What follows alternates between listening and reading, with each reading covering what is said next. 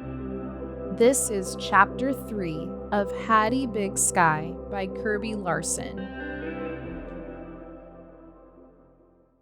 January 3, 1918, Wolf Point, Montana. Dear Uncle Holt, a few lines before I say my prayers. To say the trip was an adventure would be a bit like saying you enjoy your newspapers. And after today, I can only guess it is the beginning of adventures, not the end. The Muellers indeed met me at the station, though not quite at the appointed time. Isn't it fascinating how long a few minutes seem when you are completely alone, except for a valiant tabby companion, at a strange train depot with not a familiar face in sight?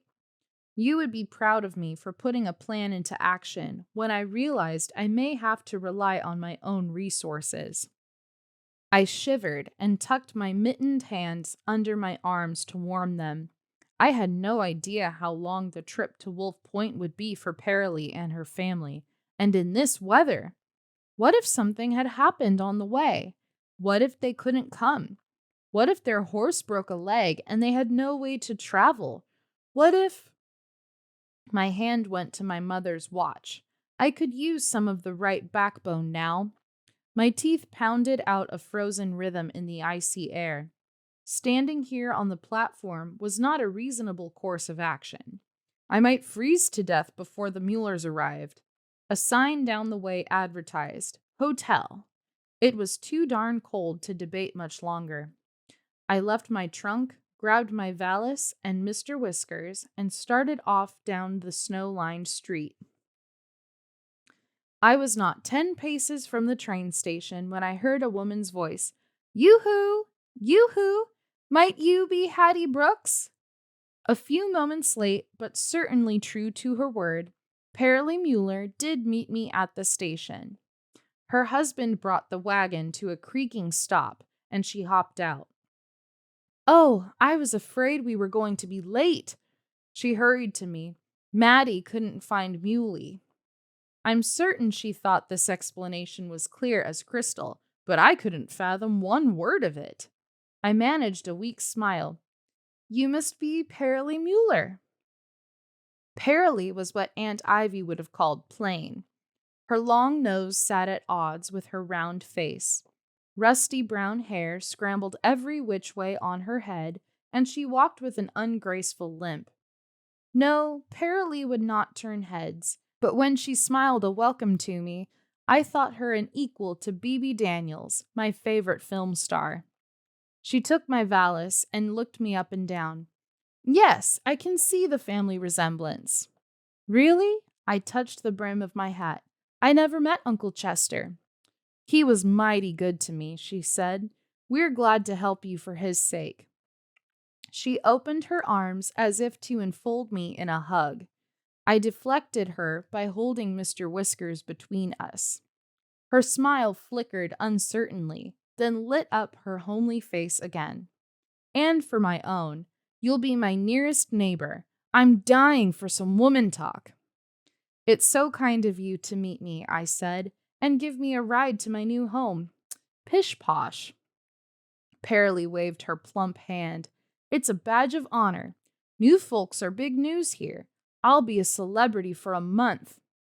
She led me over to the wagon and introduced me to the tall, rugged man in the driver's seat. "This is Carl." "Guten Tag," Carl nodded. "Hello," I stammered, surprised at his greeting.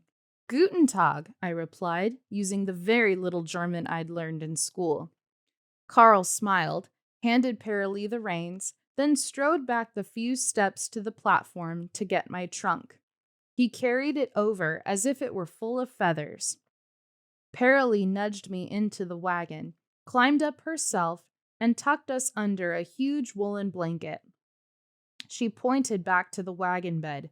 "And this here's Chase, he's 8, and Maddie's 6, she's our little magpie, and the baby's Fern. Hello, children." I counted heads. "But which one's Muley?" Maddie held up a rag doll with a distinct bald spot on her black yarn head. "Why, she's right here." The doll danced a jig in Maddie's mittened hands. She says she's very pleased to meet you. There was something so serious in Maddie's tone that I returned the greeting solemnly. And I am very pleased to meet you, Muley. Hello, Ms. Brooks. Chase stuck out his hand. I shook it. I've been feeding Violet and Plug for you. It took me a moment to recall that Violet and Plug were the animal part of my legacy from Uncle Chester. We've got them at our place, explained Perilee. Chase can bring them over soon as you're settled. At that moment, little Fern began to wail. Carl finished loading my things, and we headed toward the hotel. He let us out in front and rode on to the livery stable. We hurried into the lobby to get out of the cold. Erickson's isn't fancy, said Perilee, but the food's good. It's too far to head back tonight. We'll start out after breakfast. She managed to unwrap baby Fern from the blankets, help Maddie out of her coat, and scold Chase for peeking in the brass spittoon, all in one breath and motion. How long a ride is it? My heart swirled in my chest at the thought of my new home now within reach. Oh, we'll be there by supper time tomorrow. Perilee rounded up her wayward chicks. I'd better take the children upstairs. That's fine, I said. I have some business in town. I'm to see a Mr. Ebgerd. I relinquished Mr. Whisker's case to Chase. About the claim and such. Can we pet him? Maddie asked, crouching down to peer into the case. When I get back, I said. He needs to settle in a bit. Ebgerd's office is a few doors down that-a-way, Perilee pointed. Why don't you pop back over to the hotel when you're done? Then I can help you with your shopping. Oh, don't trouble yourself. She didn't need one more chick to watch over. I can manage. See you at supper, then. She herded the children upstairs. Mr. Ebgerd was assisting someone else when I arrived, so I settled myself on the one spare chair. That looks like everything, Tom, Mr. Ebgerd said to the careworn man across from him. You got the final filing fee? Tom counted out bills onto the desk. Highway robbery. He shook his head. $37.75 for paperwork, after I've already paid $22 to open the claim. I'm not getting rich off you, Tom. Mr. Ebgerd put down his pen. My commission's only $2. Not saying nothing against you, Ebgerd. Tom laughed and stood up. But there's not much free about this free homestead land. Mr. Ebgerd shook his hand. Congratulations, Tom. You are now the proud owner of 320 Montana acres. Good luck. Tom tipped his hat to me as he passed by. Morning, ma'am. I nodded back. May I help you? Mr. Ebgerd held out the recently vacated chair. I'm Hattie Inez Brooks. I sat, hoping to appear more mature than I felt. Niece to Chester Brooks. I showed him Uncle Chester's letter. Most unusual. Mr. Ebgerd shook his head. Most unusual. Sir? I don't know. He tapped the pen against his mustache. How old are you? 17. I squirmed at the fib. How old? 16. Good heavens! The pen dropped. What was Chester thinking? There didn't seem to be any way for me to answer the question, so I didn't. Why on earth did your mother let you come? He demanded. She's dead, sir. I touched Mother's watch, still pinned to my bodice. My father, too. All right, then. Mr. Ebgerd seemed strangely approving of these revelations. Heir and head of household. He swiveled around in his chair and began to rummage through a wooden file cabinet. Watson, Williams, Wyatt, too far. Here it is. Right. Chester Hubert. He held the paper closer. This claim's about 30 miles from here, about 3 from the nearest town, which is Vida. He smiled. Town is a pretty big word for Vida. You have a way to get out there? I nodded. Carl and Perilee Mueller. Good folks. They'll watch over you. He swiveled back to his desk. Your uncle tell you that you need to cultivate 1/8 of this claim? That's 40 acres. He squinted over his glasses at me. And set up 480 rods of fence? My stomach flip-flopped and my mouth went dry as flannel. 40 acres? Uncle Holt's garden was a postage stamp in comparison. And 480 rods of fence? I couldn't even fathom how much that would be. Sounded like enough to build a fence from here back to Arlington. He did mention the need to fulfill requirements. Not many, but vital. He ticked off his points. 1, you must build and fence. Chester's done the building, I hear. Don't know about the fencing. He put up his forefinger. 2, you got to cultivate. Most folks go for flax at first, easier to plant. As I said, 1/8 of the claim. His middle finger stood at attention next to the first. And 3, his ring finger joined the others. It's all gotta happen in 3 years. Chester staked his claim in November 1915, so that gives you... He glanced at the Citizens National Bank of Wolf Point calendar behind his desk. 10 months to finish proving up, and don't forget the final fees. I managed a wobbly smile. I know, $37.75 for free land. Mr. Ebgerd stopped shuffling papers and looked up at me. He laughed. Quick learner. He scribbled something in his ledger book. Miss Hattie Inez Brooks, I sure hope to see you here in this office in November. Me too, sir. I stood up.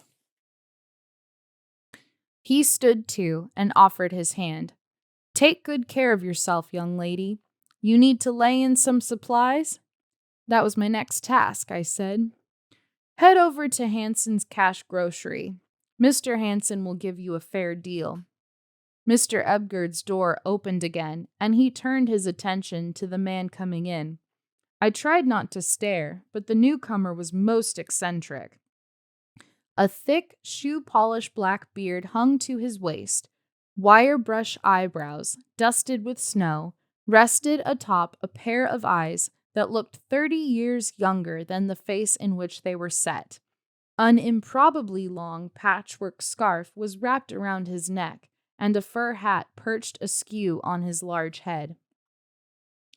He wore no fewer than 3 coats, all of them of fabrics and colors I'd certainly never seen in Arlington. Miss Hattie Inez Brooks, allow me to introduce another of your neighbors. This here's Mr. Jim Fowler. Ebgerd, don't you go confusing the girl. Mr. Fowler peeled off a glove and stuck out a paw. Everybody calls me Rooster Jim. Shouldn't be no different for you. How do you do? I took Mr. Fowler's, Rooster Jim's, hand and shook. Mr. Ebgerd's office was suddenly quite potent. It seemed Rooster Jim may have come by his nickname for his barnyard aroma. I hope you play chess. Rooster Jim let my hand drop. I got mighty accustomed to whoopin' Chester at the game. I'm sorry. I fished a handkerchief from my pocketbook and held it to my nose. I don't play. It won't be no trouble to teach ya.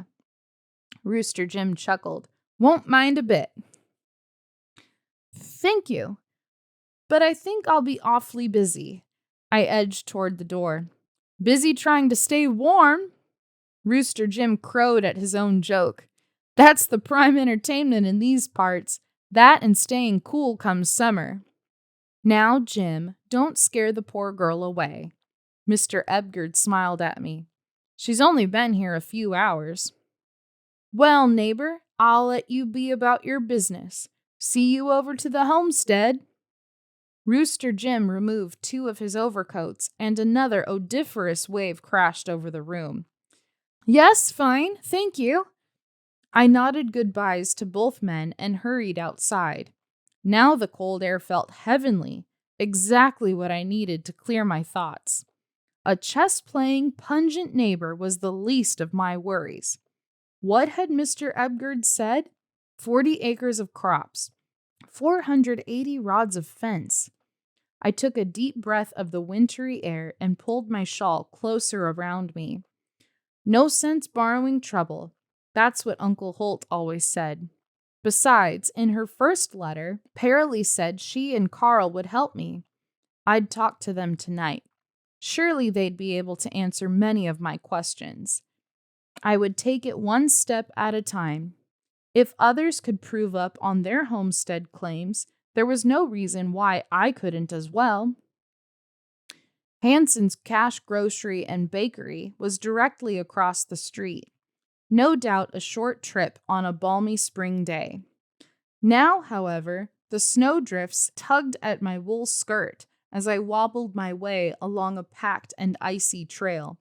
I felt like a tightrope walker, balancing the urge to hurry out of the cutting wind and the need to step carefully so as not to fall on my hind regions.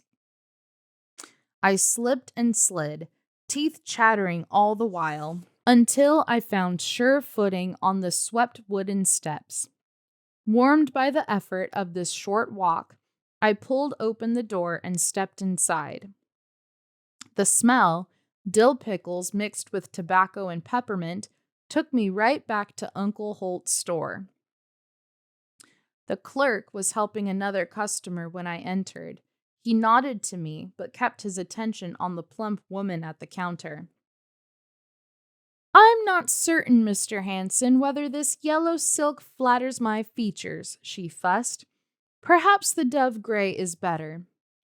You'll be a ray of sunshine in the yellow, he assured her. I fought back a smile. Ray of sunshine, more like a lightning bolt. I browsed the shelves while Mr. Hanson worked with the older woman. When she finished, she and her length of yellow silk swept out of the store without so much as a how do you do to me. Good afternoon. I stood up taller. Mr. Ebgerd said you could help me put together some supplies. Let me see. You wouldn't be Chester's niece, would you? Why, yes, I am. Welcome, neighbor. Mr. Hanson shook my hand. Perilee sent word to tell me to take good care of you. He smiled. She'd mother hen the whole country if she could. He stepped out from behind the glass counter. My stocks are low right now, and we've got those darn flour and sugar limits, but I believe we can put you together a kit. He began to assemble items at an alarming rate. He must have caught my panicked expression. Young lady, when it's 65 below and your front doors froze shut, you'll be glad for this 20 pounds of beans. Soon I had my stores, a quarter barrel of wheat flour, 15 pounds of cornmeal, 20 pounds of coffee, kerosene, raisins and other dried fruits, a tin of loose tea, some tinned meats, canned goods, and an assortment of spices. Most I can sell you is 25 pounds of sugar, apologized Mr. Hanson. The war. That should be fine, I said. I couldn't imagine using that much sugar. Mr. Hanson added the sugar sack to the pile on the counter, then clicked his tongue in satisfaction. That should hold you. Me and 50 others, I laughed. If only Charlie could see me now, one medium-sized girl with enough supplies for his whole regiment. The door swung open, and Perilee bustled inside, bringing a blast of cold air with her. Thought I'd find you here. She inspected my stores and gave approval. That silver-leaf lard's the best for baking, she said, patting the number 5 tin. You'll also need some feed for Violet and Plug, though. Mr. Hanson tallied another set of figures. I counted out 14 of my precious $5 bills. Perilee turned to Mr. Hanson, tugging the lid off the covered basket she'd been carrying. A heavenly fragrance filled the room. I'm running low on coffee. She reached into her basket. Can I trade you for 2 strudels? Mr. Hanson began to rub at an invisible spot on the glass counter. I don't know, Perilee. Folks don't want much to do with anything German. The war... Mr. Hanson shook his head. I have to call my sauerkraut Liberty Cabbage in order to sell it. But I won a blue ribbon at the county fair for this strudel. The shopkeeper lowered his voice. Maybe you'd better stop making it for a while, he said, and tell Carl to... The shop door creaked open. An icy gust announced another customer. Mr. Hanson didn't finish his sentence. I can let you have some coffee, he said quietly to Perilee, on credit. Perilee closed up her basket. No, thank you. Carl! Her voice grew louder with this word and nearly cracked. My husband is a good provider. We don't need credit. Perilee, Mr. Hanson reached out a hand to her. He will be in soon to load Hattie's supplies in the wagon. She turned and left the store. I followed her but hesitated outside the door. She was down the street before I could think of anything to do or say.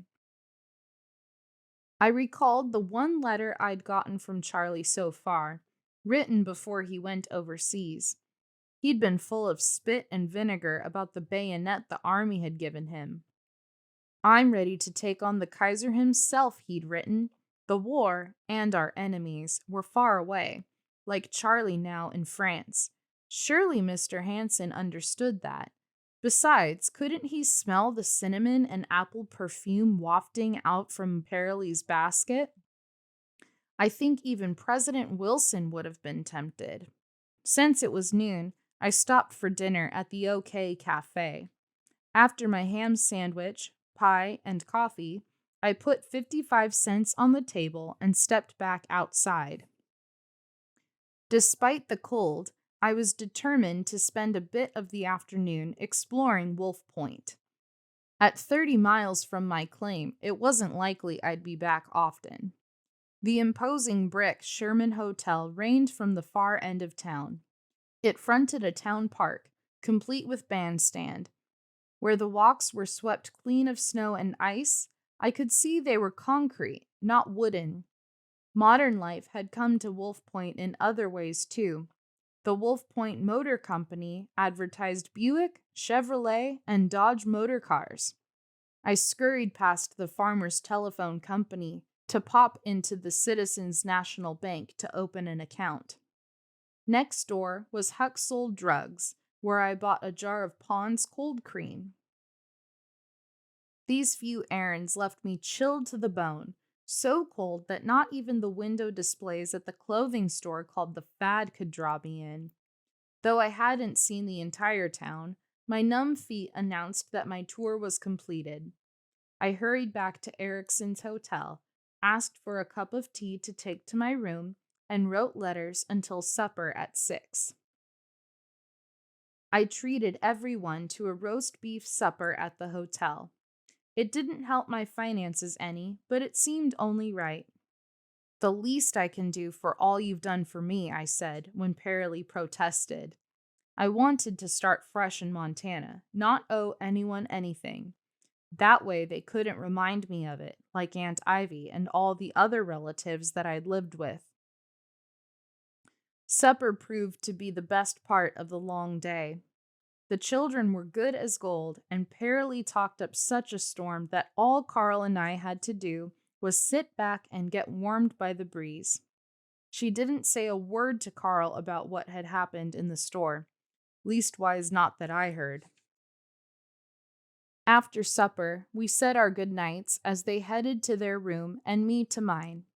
Mr. Whiskers snored softly at the foot of the bed, and I wore my old flannel gown and said my prayers, just like always.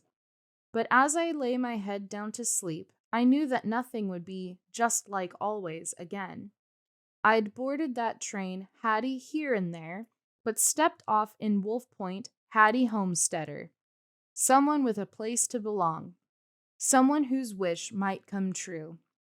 With that sweet thought curling around my head like Uncle Holt's pipe smoke, I fell right to sleep.